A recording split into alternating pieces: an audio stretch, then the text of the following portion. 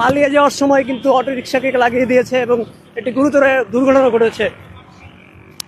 Fast fast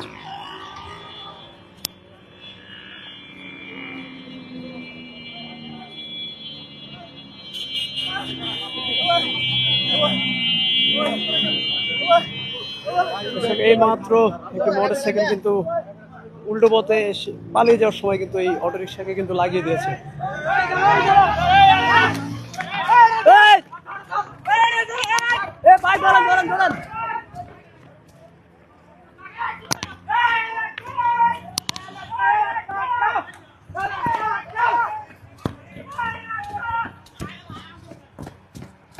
দর্শক দেখলেন একটি অটো রিক্সাকে কিন্তু লাগিয়ে দিয়ে কিন্তু এইমাত্র একটি মোটরসাইকেল কিন্তু চলে গেল।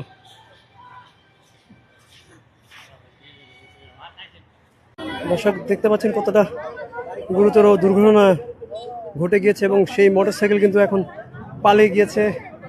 ধাওয়া করে কিন্তু তাকে আটক করা সম্ভব হয়নি। দেখতে পাচ্ছেন রিক্সা চালক সহ যারা এই রিক্সায় আরোহী ছিল, বাচ্চা সহ সকলেই কিন্তু একটি গুরুতর আহত হয়েছে। দেখতে পাচ্ছেন দর্শক চেকপোস্টের